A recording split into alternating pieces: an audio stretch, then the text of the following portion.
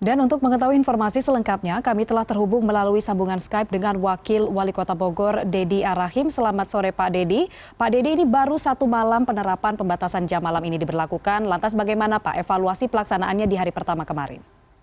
Ya, jadi hasil evaluasi kita, kemarin kita sudah lakukan upaya-upaya untuk memberikan pemahaman ya lebih dalam kepada masyarakat.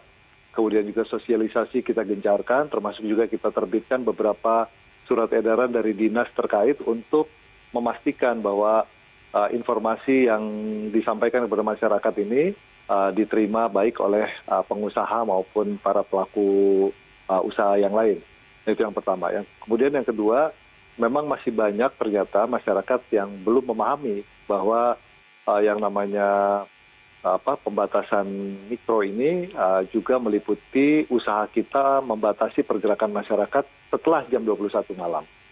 Kemudian yang ketiga tadi juga kita sampaikan bahwa sudah diterbitkan Perwali nomor 107 ya terkait dengan penerapan sanksi bagi pelanggar protokol kesehatan. Baik, Pak Dedi, tadi Anda menyebutkan adanya perwali yang nantinya akan bisa digunakan sebagai landasan hukum untuk memberikan sanksi bagi para pelanggar. Nah, kalau boleh tahu Pak, sanksinya itu seperti apa bentuknya? Ya, sebetulnya hampir sama ya. Kemarin itu kan kita merespon Impres nomor 6 tahun 2020 tentang pengenaan sanksi protokol kesehatan. Kemudian yang kedua, turunnya Pergub ya nomor 64 tahun 2020 tentang hal yang sama dan direspon dengan Perwali kita dari Kota Bogor. Nah, sekarang kita rubah sedikit ya dengan Perwali 107. Tujuannya adalah agar pengenaan sanksi ini tidak terlalu panjang prosesnya. Kalau kemarin itu kan begitu ada pelanggaran, pertama diberikan teguran lisan, kemudian teguran tertulis, kemudian yang ketiga diberikan sanksi penahanan identitas, baru dilakukan denda. Nah, ini kan terlalu panjang. Jadi kami di Perwali 107 ini apabila terjadi pelanggaran atau memang ada hal-hal yang bertentangan dengan protokol COVID, maka kita bisa lakukan teguran lisan, langsung denda, atau alternatifnya adalah kerja sosial. Itu aja. Jadi untuk mempermudah proses petugas di lapangan mengimplementasikan aturan tentang pengenaan sanksi ini. Oke, baik. Nah, lalu Pak Dedi, Bogor ini kan sebenarnya termasuk salah satu kawasan yang menjadi tujuan wisata khususnya untuk akhir pekan begitu. Lantas bagaimana Pak nanti penerapan sanksi ini kepada wisatawan yang berkunjung ke Bogor? Ya tentu kita tidak ingin juga ya kondisi ini semakin memburuk.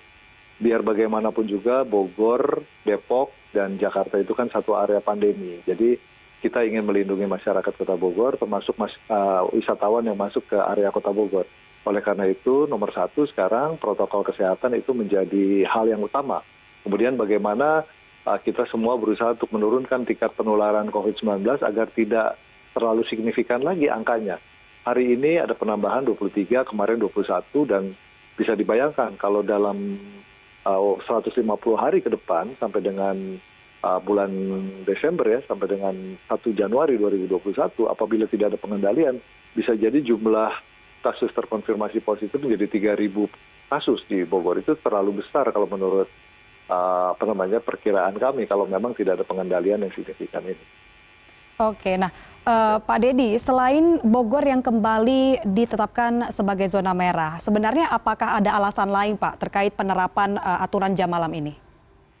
Ya itu tadi, kami kan tidak ingin prediksi dari ahli epidemiologi yang di-hire oleh pemerintah Provinsi Jawa Barat yang menyatakan bahwa puncak pandemi baru akan terjadi di bulan Januari 2021. Kemudian kami juga melakukan koordinasi dengan ahli pandemiologi ya dari Universitas Indonesia, di mana prediksi mereka menyatakan bahwa justru puncak pandemi baru akan terjadi di bulan Agustus 2021.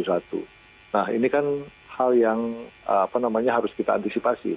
Yang pertama, yang epidemiologi dari Jawa Barat memprediksi bahwa jumlah kasus yang terjadi di Januari itu 72.000 kasus.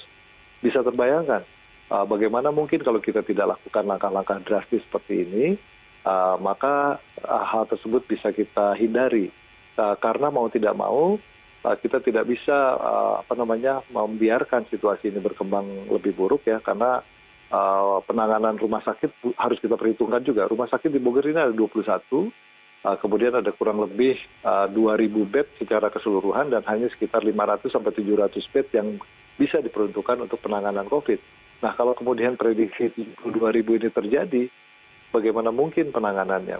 Harus dibawa kemana pasien-pasiennya? Nah, ini yang kemudian menjadi satu pemikiran atau dari kami untuk mengambil kebijakan yang drastis seperti ini. Dan tetapi memang kalau kita lihat lebih dalam dari mana klaster keluarga ini berasal, asal yang utama itu berasal dari klaster perkantoran. Jadi dengan pelonggaran atau adanya relaksasi ya di berbagai sektor, termasuk sektor perkantoran yang di Jabodetabek ini sudah diperbolehkan masuk ya secara ya nyaris normal begitu, ternyata menimbulkan efek yang cukup negatif gitu kan, menimbulkan efek yang membahayakan ternyata.